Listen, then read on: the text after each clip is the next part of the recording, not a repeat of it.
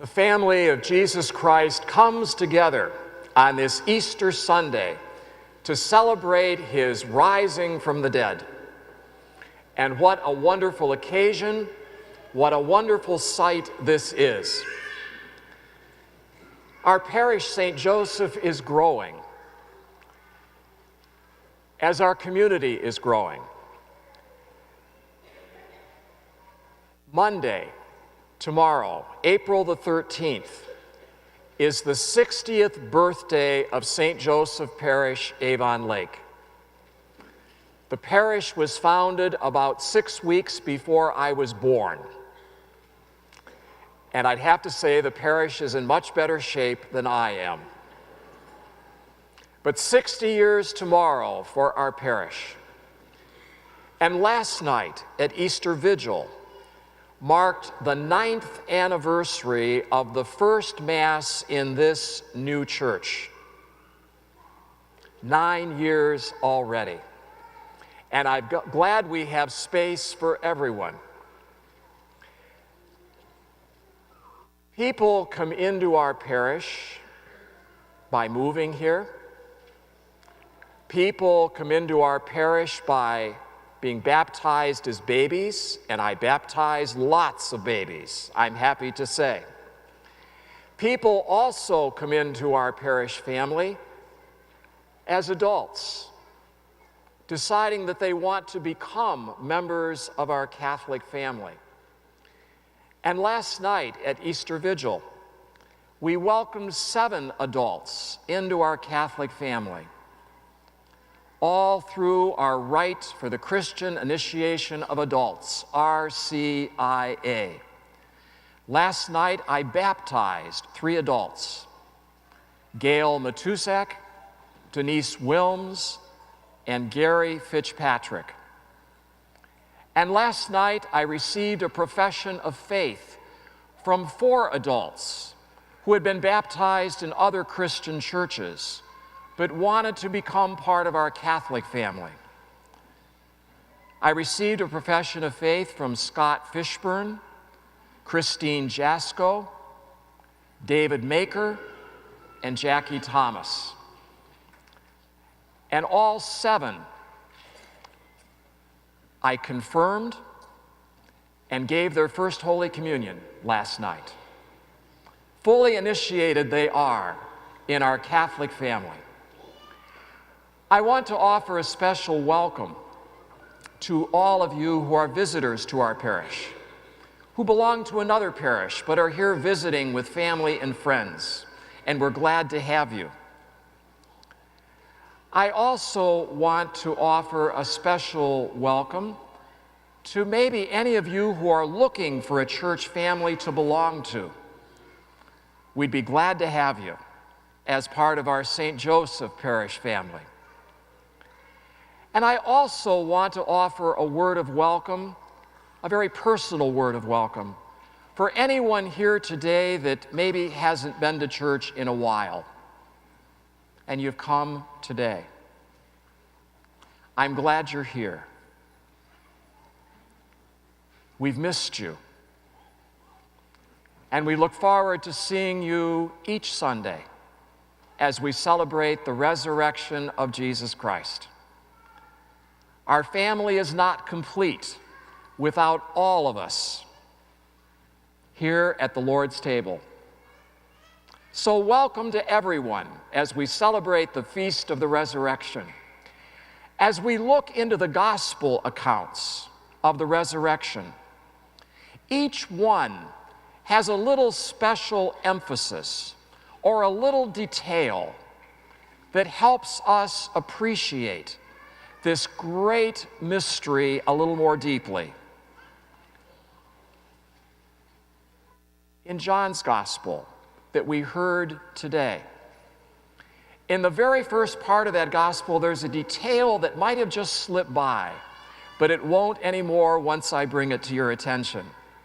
It described Mary of Magdala going very early that Easter Sunday morning to the tomb, and it was still dark. It was that early.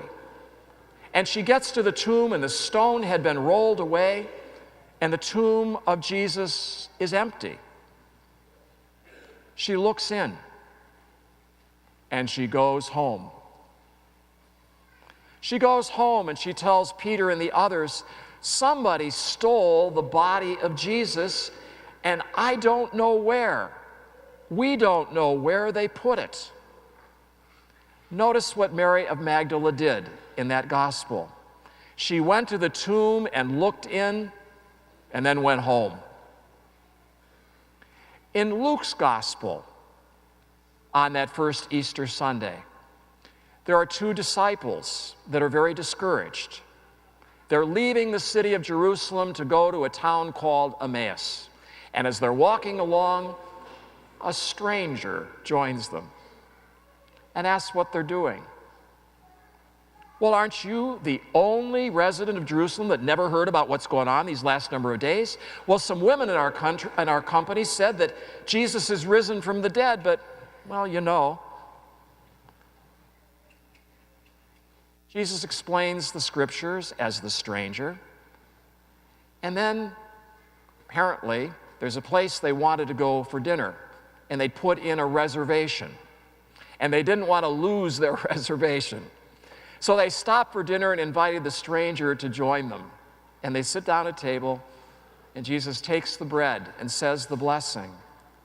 And they recognize him in the breaking of the bread. What he had done 3 days before on Holy Thursday at the Last Supper, they recognized he was doing again. We can be like those disciples. We get so used to living in this world, and even though it's a rugged world, a good part of the time, we get accustomed to this world and accept it for what it is. And then the resurrection. And we can think, well, that's something for church, but it doesn't have a whole lot to do with the world out there, which we're used to. And so what do? Well, we believe in the resurrection, but we go home as usual and make our dinner reservations. But the resurrection is not something that we can fully understand. As human beings, we try, and we fall short. We don't explain the resurrection. The resurrection explains who we are before God. Look what God did. God, in the person of his Son, Jesus Christ, went to war with sin and death, and he won. And he died. But God, his Father, through the power of the Holy Spirit, raised Jesus to life. And the resurrection tells us that the Lord is the master of life. We are simply the caretakers. The Lord is in charge. Do we believe that? That Jesus has won this victory, and through Jesus, we share in his victory.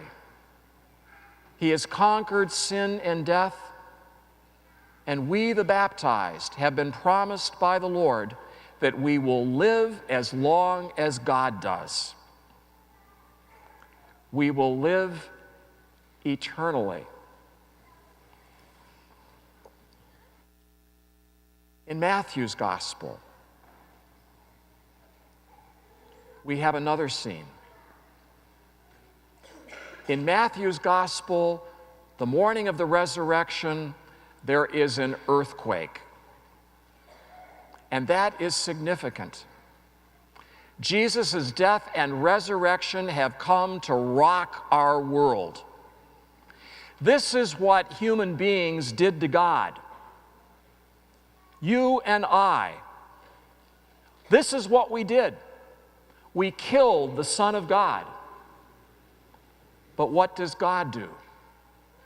God raises his Son from the dead to life and allows us to share in that victory.